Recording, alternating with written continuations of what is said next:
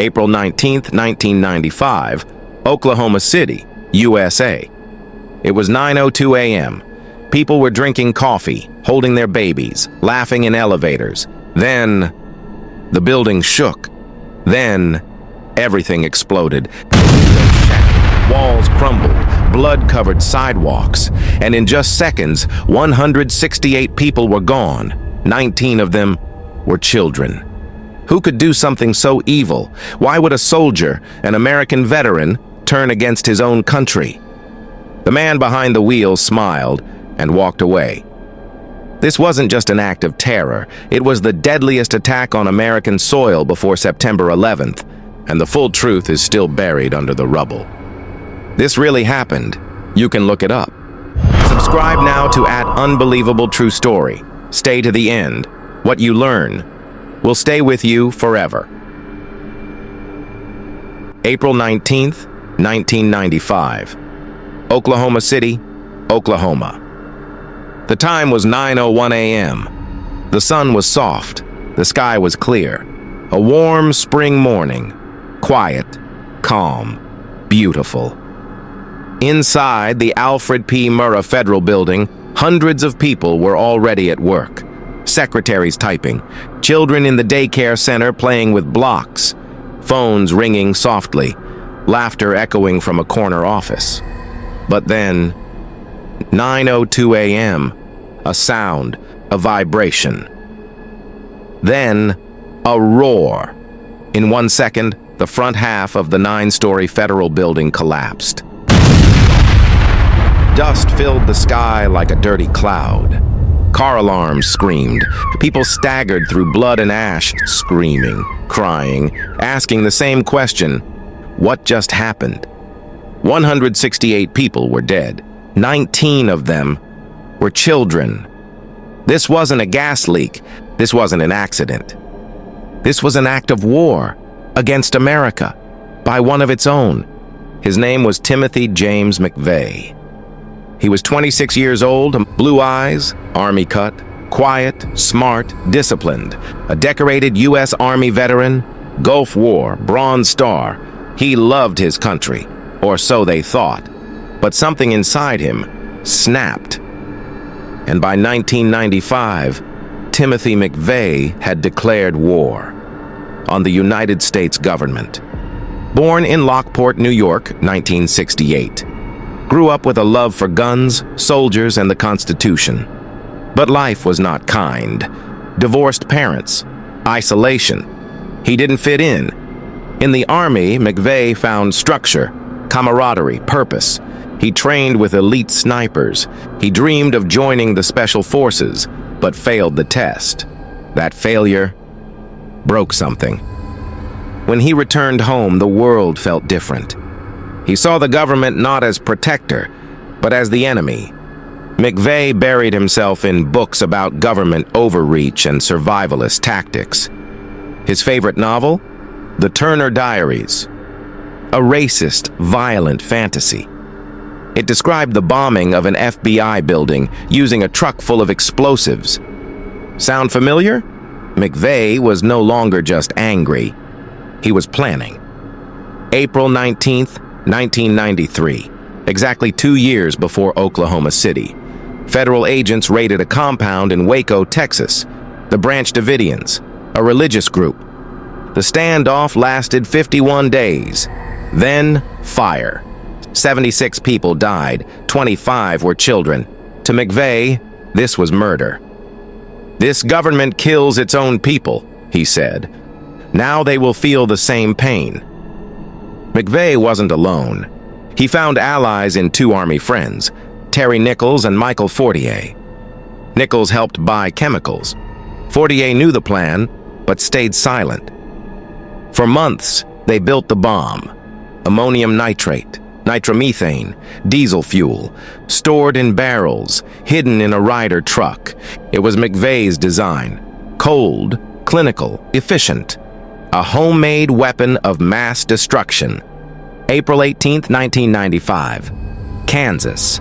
McVeigh and Nichols finalized the bomb. He said goodbye to no one. Slept in the truck. April 19th, 7 a.m. He drove toward Oklahoma City, calm, focused, silent. 8:57 a.m. He parked the truck directly in front of the Murrah Federal Building. Inside that building was a daycare. One blast, one flash. A 7,000-pound bomb tore through steel, concrete, and bodies. It shattered 300 buildings, destroyed over 80 cars. Glass fell like rain. Babies died instantly. Adults were crushed beneath ceilings. And in the dust, America stood still. McVeigh didn't run. He walked, calm, cool, confident. He wore a shirt that read, "The tree of liberty must be refreshed with the blood of patriots." 90 minutes later, he was pulled over for a missing license plate, found with a gun, arrested, but no one knew who he really was.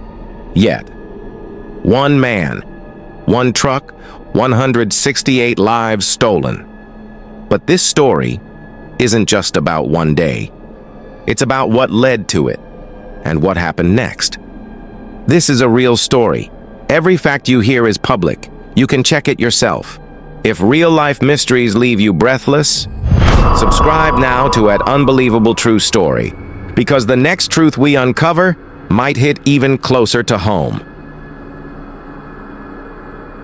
April 19th, 1995, minutes after 9:02 a.m. The streets around the Murrah building looked like a war zone. A crater 30 feet wide yawned in the street. Smoke rose like a death signal above the city. People ran barefoot, bloodied.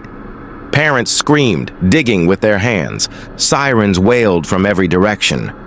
One firefighter whispered, "This looks like Beirut." On-scene witness quote, based on real reporting. "I saw a baby, still in her crib, crushed under bricks. She was gone." Rescue workers clawed through rubble for hours. Hospitals overflowed. Blood banks were empty by noon. America was in shock. By noon, the FBI took over the investigation. Agents arrived from Dallas. Bomb experts, crime scene teams. This wasn't just a local tragedy. It was the worst terrorist attack in American history. First question, was this foreign terror? Was it bin Laden, Iran, Iraq? But then they found it, part of the Ryder truck's axle. It had a vehicle identification number. The truck had been rented in Junction City, Kansas. The FBI visited Elliott's body shop. They asked, "Who rented this truck?"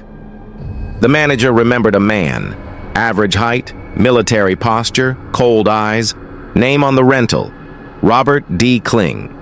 A fake name, but he left something real, a fingerprint on the rental contract. They ran it through the FBI system. It came back, Timothy James McVeigh. What no one knew was that McVeigh had already been arrested. Just 90 minutes after the bombing, Trooper Charlie Hanger pulled him over for no plates. McVeigh had a loaded Glock under his jacket. He didn't resist. He said almost nothing. But in the jail cell, he waited.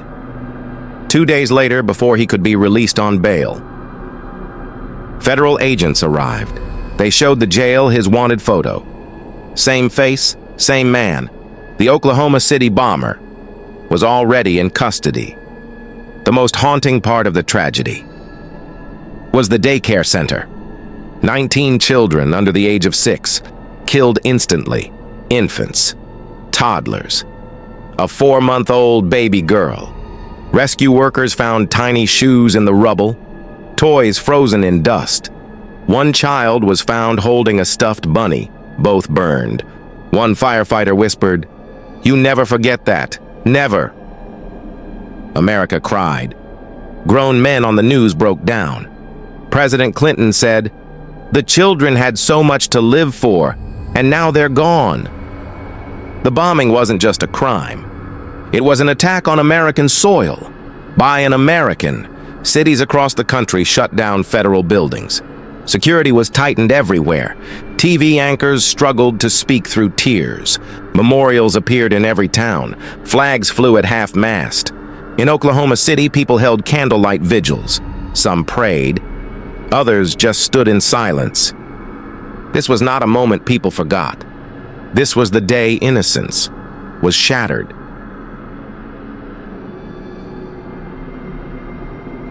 He grew up shy, obsessed with guns, bullied in school, and he failed at love, failed the Special Forces test, failed to connect with others, but he was smart, dangerous, calculated. He hated the government, blamed them for Waco, blamed them for Ruby Ridge. He saw himself as a soldier in a war against tyranny. He believed the people killed were casualties. In his own words, collateral damage. The FBI gathered evidence, a chemical residue on McVeigh's clothes, truck parts matching rental records, witnesses placing him near the building, his own handwriting on bomb materials. They found receipts for fertilizer, diagrams, maps, and he confessed, but only partially. McVeigh admitted building the bomb, but refused to name Terry Nichols or Michael Fortier directly. He said, "I did it for Waco." McVeigh was placed in federal custody, solitary confinement, high security, no remorse. In letters, he said, "I regret the children, but war has casualties." His eyes stayed cold.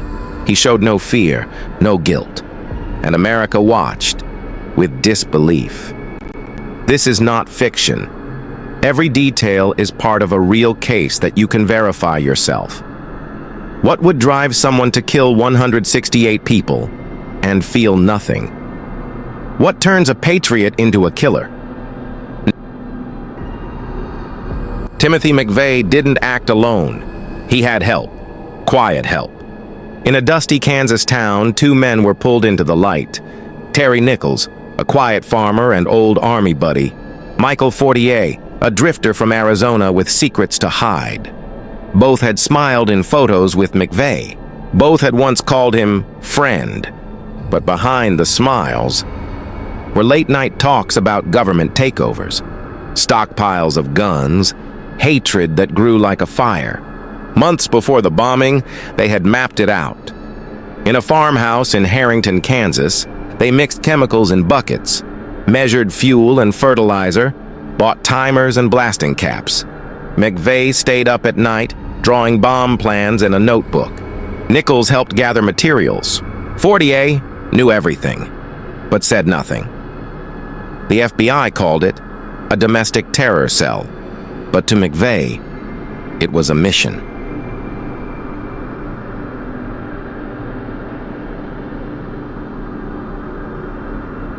"This government kills its own people," he said. "Now they'll feel it back." Michael Fortier was cornered first.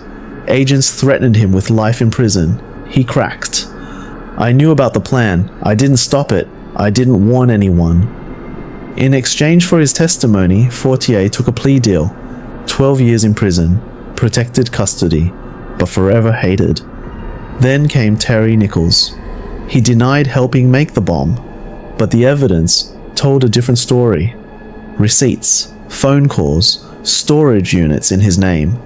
Nichols was charged with conspiracy to commit murder. Not everyone died in the blast. Some lived through it.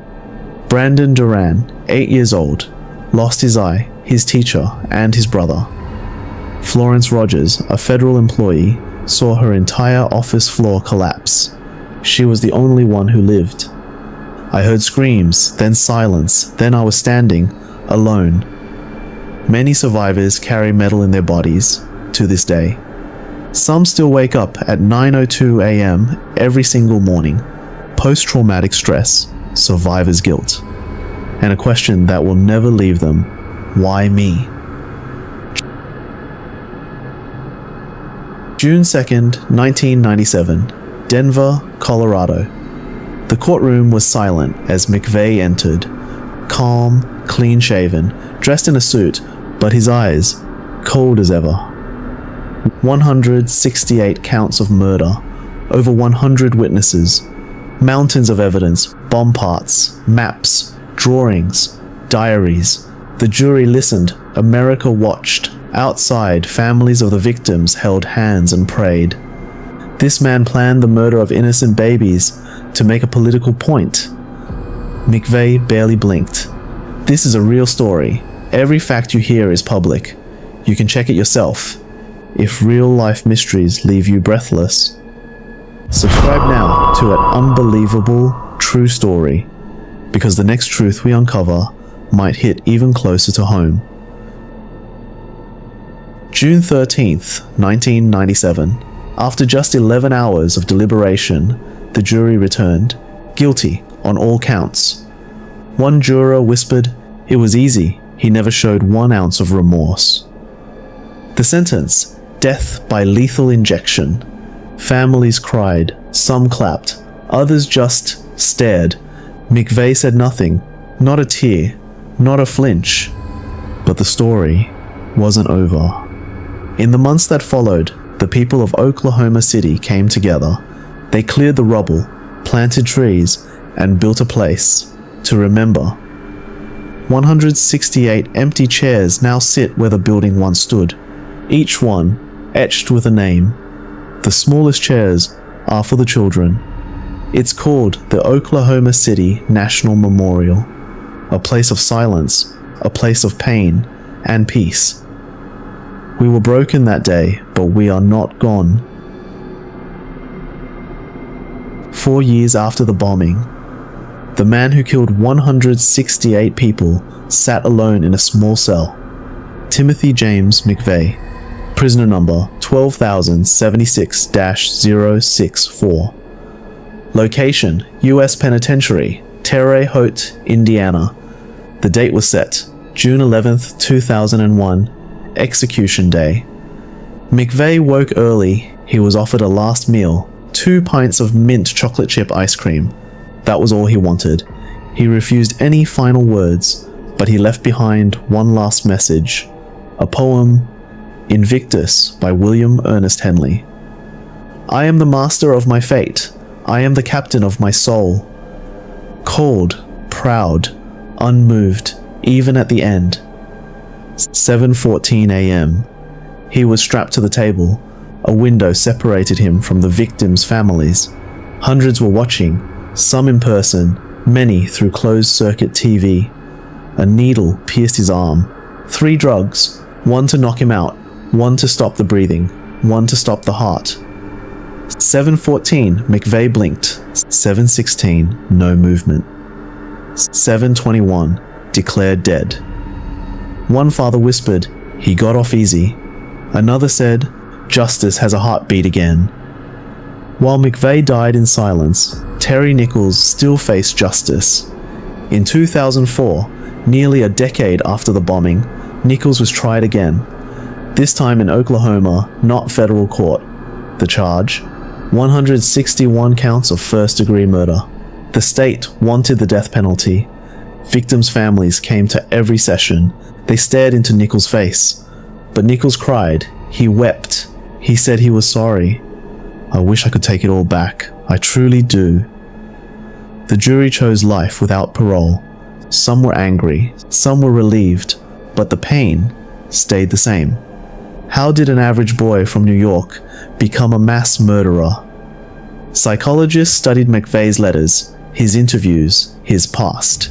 He was bullied, lonely, obsessed with power and control. He believed in conspiracies.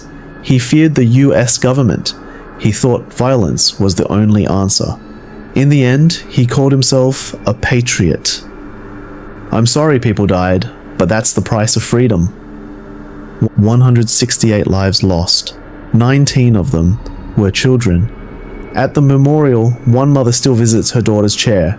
She leaves a teddy bear every April 19th. She whispers her name and cries. The survivors still tell their stories in schools and museums. New visitors walk among the reflecting pools and ask themselves, how did this happen here? Some still believe the full truth is hidden. Was there a third man?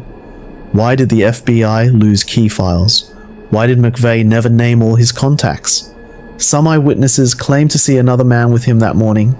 Theories about a deeper militia network still live online. The truth? We may never know. And today, The place where children once played now stands silent, empty chairs, stone walls, still water, but the echoes of April 19th never left. Goodbye, Mummy. Have you heard this story before? What do you think truly happened that morning? If you're drawn to real stories that stay with you, subscribe now to An Unbelievable True Story, because every week we reveal the darkest truths hidden in plain sight. June 12th, 2001. The headlines all screamed the same words: McVeigh is dead. Some felt justice had finally come. Others said it changed nothing, because 168 lives were still gone. In Oklahoma City, the streets were quiet. No celebrations, no cheers, just a silent city, still healing. Vicky Hill, a nurse, lost her sister. She watched McVeigh's execution from a small room. It didn't bring peace. I still wake up crying, but at least I don't dream of him anymore. Dana Bradley survived the blast, but lost her 2 children and her mother. She spent months relearning how to walk. I felt their hands slip away under the rubble. There's nothing that takes that away. In the heart of Oklahoma City, where the Murrah building once stood, a new structure was born. The Oklahoma City National Memorial. 168 empty chairs, each one for a life taken. 19 small chairs for the children. Behind them, a black pool reflects the sky. Silence falls as people pass. A chain-link fence holds personal items, photos, notes, teddy bears, ID badges. Each chair is a soul. Each shadow is a story. The bombing didn't just destroy a building. It rewrote American security forever. Within weeks of the attack, concrete barriers went up outside federal buildings. Armed guards became common. Access was restricted. Emergency plans were rewritten. It was the first domestic terror attack on US soil of that scale. And it exposed a terrifying truth. The enemy wasn't always foreign. Sometimes, he looked just like you. In schools, children began learning new words. Domestic extremism, patriot militias, anti-government terror. TV shows ran documentaries. New laws were proposed. FBI agents were trained to detect internal threats. But the fear never truly left. America was looking in the mirror, and what it saw was uncomfortable. McVeigh wasn't a monster from far away. He was born here, raised here. He had friends. He was a soldier. Could there be more like him? This is a real story. Every fact you hear is public. You can check it yourself. If real-life mysteries leave you breathless, subscribe now to An Unbelievable True Story, because the next truth we uncover might hit even closer to home. Nearly a decade later, in 2010, a report was quietly declassified. The FBI had received tips years earlier about a wider plot, rumors of more accomplices. Names never followed up. One former agent claimed, "We missed something, I don't know what, but I feel it." Another said, "It wasn't just 2 men, I swear it." But no new charges ever came. The case was officially closed, but what if the full truth is still buried beneath the rubble? Some of the babies pulled from the building survived. Today, they are adults. One child, Bailey Almon, became a symbol. Her photo, lifeless in the arms of a firefighter, shocked the world. She was just 1 year old. Her mother, Arlene, still visits the memorial every April. I never want people to forget her, not just because she died, but because she mattered. What would you do if your child was in that building? Could you forgive someone who showed no remorse? Would you ever feel safe again? Today, conspiracy forums still light up every April 19th. Some say McVeigh wasn't the mastermind. Others say the government allowed it to happen. The truth depends on who you ask, but the pain, that's real, and it never ends. A quiet office inside the Department of Justice. An independent audit begins. A troubling discovery is made. thousands of FBI documents related to the bombing were never turned over to the defense. Internal memos, witness interviews, surveillance leads, all filed away, forgotten, or hidden. Was it a mistake, or something more deliberate? The Justice Department issued a rare statement. There were errors, but not ones that would have changed the outcome. But many didn't believe it. During the investigation, multiple witnesses claimed they saw a third man with McVeigh. Descriptions were consistent. Brown hair, medium height, nervous. They called him John Doe too. Sketches were released. A nationwide manhunt began. Authorities are searching for a second suspect believed to be involved in the bombing. But then, silence. The FBI retracted it. No charges, no arrest, no further explanation. So who was John Doe 2? Did he exist, or was he erased? By the late 2000s, documentaries began to appear. Books questioned the official story. Former federal agents turned whistleblowers. One agent, Fred Whitehurst, claimed, "We cut corners. We ignored things. The case was never fully understood." Online, forums exploded. People demanded answers. Why did the ATF office in the Murrah building have no agents present that morning? Why were bomb-sniffing dogs seen outside hours before the explosion? And why did security cameras from nearby buildings mysteriously go missing? Official responses were vague or silent. And in silence, conspiracy grows. As America processed September 11th in 2001, something else was happening underground. Militia groups doubled in size. Hate groups began using McVeigh's story as a blueprint. Forums taught bomb-making, shared his words, idolized his anger. Some called him a terrorist. Others called him a patriot. The deadliest domestic terrorist in U.S. history became a symbol for the next generation of violence. Inside his jail cell, McVeigh read one book over and over again. The Turner Diaries, a fictional story about overthrowing the U.S. government through terrorism. That same book has been found in the hands of multiple extremists since. School shooters, bombers, mass shooters. Ideas don't die. They evolve. They move from hand to hand. And sometimes they explode. Nearly 30 years later, the United States is still reckoning with the Oklahoma City bombing. April 19th is now a day of remembrance, but also a warning. Security experts say the same forces that inspired McVeigh are still alive. Only now they live online, anti-government chat rooms, sovereign citizen movements, radicalized veterans, conspiracy cults, and domestic lone wolves. We look for the enemy overseas, but sometimes he's been here all along. In the heart of Oklahoma, the memorial still stands. The chairs glow at night. Survivors return every year. They hold hands. They cry. They say their names out loud. We still remember. We still grieve. And we still ask, why? June 11th, 2001, Terre Haute Federal Prison, Indiana, 7 a.m. Timothy McVeigh sat alone in a small white room. His final meal? 2 pints of mint chocolate chip ice cream. He wrote one last note. A quote from a 19th century poem. "I am the master of my fate. I am the captain of my soul." He looked calm. He showed no remorse, no fear. And at 7:14 a.m., he was gone. News broke across the world. McVeigh executed by lethal injection. Some felt relief. Others felt nothing.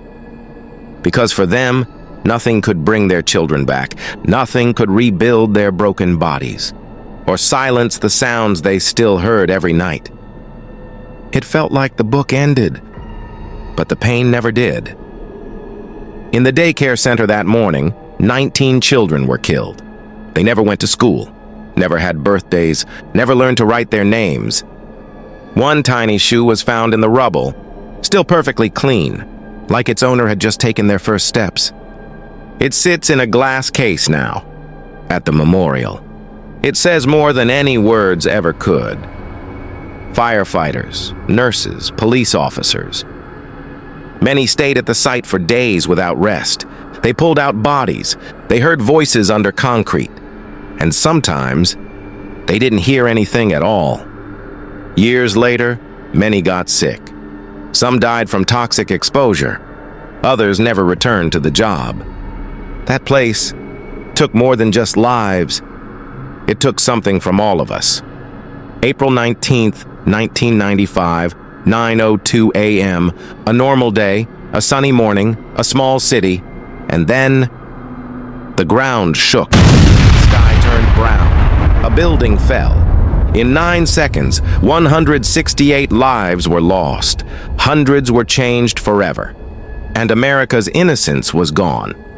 No one saw it coming. But no one ever forgot. This is not fiction. Every detail you've heard, every person, every moment is real. Verified, documented, true. The Oklahoma City bombing wasn't just a story. It was a mirror, a warning, a scar. And long after the rubble was cleared, the echo remains. Today, at the memorial, the chairs light up at night. The wind moves softly through the empty space. Tourists walk quietly. Survivors leave flowers, and families hold each other a little tighter. And the building that once stood here, it is gone, but the story still stands. Have you heard this story before? Or did it disappear in the noise of time?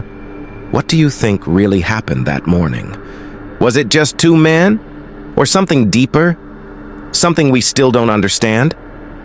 If you're drawn to real stories that stay with you, subscribe now to Unbelievable True Story, because every week we reveal the darkest truths hidden in plain sight. Watch the next video on your screen. Or dive into our full playlist of real crimes, mysteries, and conspiracies. The next story might be even more unbelievable.